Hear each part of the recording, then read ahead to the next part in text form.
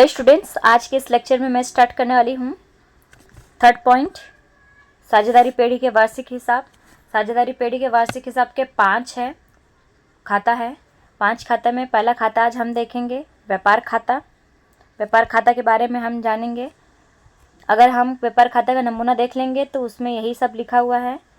चलिए हम नमूना देखते हैं। व्यापार खाता का नमूना, एक उधार साइड और एक जमा साइड। उधार साइड में हम क्या लिखेंगे? प्रारंभिक माल स्टॉक। प्रारंभिक माल स्टॉक, ओके। एक है खरीद है हमारा, और एक है खरीद वापसी माइनस अन्य रीति से गया माल। आपको किस तरीके से याद रखना है? पहला आपका हेडिंग क्या होगा? प्रारंभिक माल स्टॉक। दूसरा हेडिंग क्या होगा? खरीद। अब खरीद में से माइनस क्या करना है? माइनस खरीद वापसी माइनस अन्य रीति से गया माल।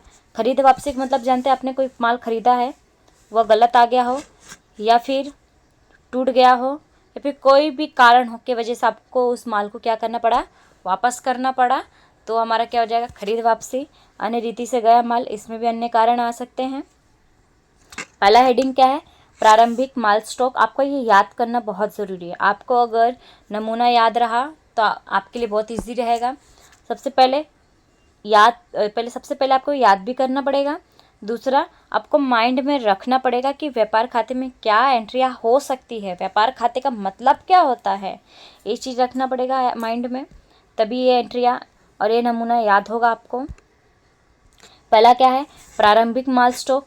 दूसरा खरीद में क्या आएगा? माइनस खरीद वापसी माइनस अन्य रीति से गया माल।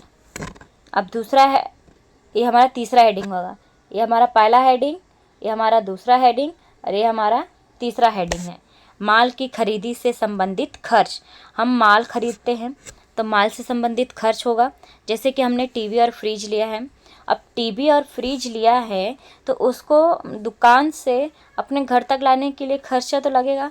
पहले मज़दूर लगेंगे। अब मज़दूर हम लगाएंगे तो मज़दूर को मज़दूरी देनी पड़ेगी। दूसरा कि हम मज़दूर को शॉप से घर तक ऐसे पैदल चला नहीं सकते, तो उसके लिए हमें टेम्पा बुक करना पड़ेगा। उस टेम्पा को बुक करने के लिए हम उसका भाड़ा हमें देना पड़ेगा, ओके। ये सारे खर्च हमारे क्या कहलाएंगे? माल की खरीदी से संबंधित खर्च। अब हम माल लेंगे, माल खरीदेंगे तो उससे संबंधित खर्च यहाँ पे है। तो इससे संबंधित 7 खर्च है। पहला है मजदूरी। मजदूर जो होंगे उनको मजदूरी देना पड़ेगा। आवक माल, गाड़ी भाड़ा, जिससे माल आ रहा है उस गाड़ी का भाड़ा देना पड़ेगा। रेलवे नूर, ये अगर आपने ट्रेन से माल मंगवाया है तो रेलवे से रिलेटेड जितने खर्च होंगे वो रेलवे नूर में आएगा। लारी भाड़ा, अगर लारी से मंगाया है तो लारी का भाड़ा। गोदी खर्च का मतलब होता है अगर आपने माल विदेश से मंगाया है जहाज एरोप्लेन की मदद से, तो वो एरोप्लेन से माल जो लाने में जितने भी खर्च होंगे वो गोदी खर्च में आएंगे। डेमरेज का खर्च मतलब होता है कि एक्स्ट्रा दिन तक वहाँ रुक जाना। हमने माल इस समय मंगाया था, इस टाइम पे मंगाया था, इस डेट पे मंगाया था, लेकिन लेट हो गया, विलंब खर्च कहते हैं इसे, ओके। वॉरफेज खर्च का मतलब होता है जो बंदरगाह होते हैं जहाँ पे जहाज़ बड़ी बड़ी रहती है समुद्र किनारे, उसे हम बंदरगाह कहते हैं। समुद्र के किनारे जो बड़ी बड़ी जहाज़ होती हैं वहाँ से हम माल लेकर आए, या हम विदेशों से माल, जैसे कि आप समझिए कि जहाज़ से हम माल मंगाए हैं तो वो हमारे लिए महंगा पड़ा। एरोप्लेन से हमने माल मंगाया तो हमारे लिए महंगा पड़ा, तो हमने क्या किया? जहाज़ से माल मंगाया, वो सस्ते में पड़ा, तो हम पानी की जरिए जहाज़ से माल मंगवाएंगे तो उस वहाँ पे जहाज़ का खर्च देना पड़ेगा, पानी वाले जहाज़ का खर्च देना पड़ेगा। दूसरा, वो जहाँ रोकेगा माल को, गोदाउन में रखेगा, उसका गोदाउन का खर्च देना पड़ेगा। ये सारे खर्च कहाँ आएगा? वॉरफेज में आएगा। वो सारे खर्च कहाँ आएंगे? वॉरफेज में, ओके। ये हमारे 7 हो गए। अब हमारा क्या हो गया? ये चौथा हेडिंग है। पहला हेडिंग था प्रारंभिक माल स्टॉक, याद करा रही हूँ, याद कर लीजिए। प्रारंभिक माल स्टॉक। दूसरा है खरीद। तीसरा है माल की खरीदी से संबंधित खर्च। अब चौथा क्या है? उत्पादन से संबंधित खर्च। उत्पादन, अब कोई भी आप प्रोडक्ट बना रहे हो तो उसको बनाने में, उसको प्रोडक्शन करने में, उसको उत्पादन करने में क्या क्या खर्च लगेंगे। सबसे पहले है उत्पादक मजदूरी। अब वो तो ऐसे तो आप बनाओगे नहीं, कोई भी प्रोडक्ट बनाओगे तो उसके लिए मजदूरी लगेगी, मजदूर लगे रहेंगे तो उस मजदूर को मजदूरी देनी पड़ेगी। रॉयल्टी, रॉयल्टी का मतलब क्या होता है, जैसे कि किसी भी ब्रांड का नाम यूज करना, किसी भी ब्रांड का नाम यूज करना। प्रोडक्ट हमारा है, हमने यहीं पे बनाया है, लेकिन वो कंपनी कहाँ रहती है, विदेश में रहती है। तो उस विदेशी कंपनी का नाम अगर आप यूज करके अपना प्रोडक्ट बेच रहे हो, फिर से देखिए ये क्या है, विदेशी कंपनी है, ये इंडिया की कंपनी है। यहाँ पे आप क्या कर रहे हो, माल बना रहे हो, प्रोडक्ट बना रहे हो, लेकिन किसके नाम से बना रहे हो, ये विदेशी कंपनी के नाम से बना के आप क्या कर रहे हो, बेच रहे हो। ओके, तो ये रॉयल्टी खर्च होगी। तो आपको क्या पे करना पड़ेगा, उस रॉयल्टी खर्च पे करना पड़ेगा विदेशी कंपनी को। क्यों? क्योंकि आप विदेशी कंपनी का नाम यूज करके अपना प्रोडक्ट बेच रहे हो, उसका नाम यूज कर रहे हो, आप उसका ब्रांड यूज कर रहे हो, तो उसका ब्रांड यूज कर रहे हो तो आपको उस ब्रांड का पैसा आपको देना पड़ेगा। अब हम यहाँ देखते हैं कारखाना खर्च।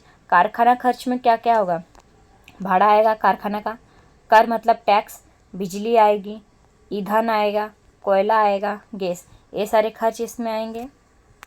दूसरा क्या है, प्रयुक्त माल सामग्री। प्रयुक्त माल सामग्री में आएगा ऑयल और ग्रीस। ऑयल ग्रीस का मतलब जानते हैं, मशीन में ऑयल जो ग्रीस लगाते हैं जिससे मशीन चलती है स्पीड में। कारखाना, मकान की घिसाई, प्लांट यंत्र की घिसाई। ओके, ये हम यहाँ भी नहीं देखेंगे, बाद में समझाती हूँ आपको। अब हम यहाँ पे देखेंगे जमा पक्ष। जमा पक्ष में देखेंगे क्या एंट्री है, बिक्री, बिक्री और माइनस बिक्री वापसी। हमने कोई सामान बेचा है, वो क्या हो गया, वापस आ गया किसी कारणवश, तो वो हम यहाँ पे हम माइनस कर देंगे। दूसरा क्या है, भंगार माल का विक्रय। भंगार माल था उसको हमने बेच दिया। अंतिम माल स्टॉक, इसे हम बाद में समझाती हूँ। ओके, तो जमा साइड कितने एंट्रियाँ हैं, 3 एंट्रियाँ हैं, बिक्री, भंगार माल का विक्रय, अंतिम माल स्टॉक। आपको ये याद कर लेना है।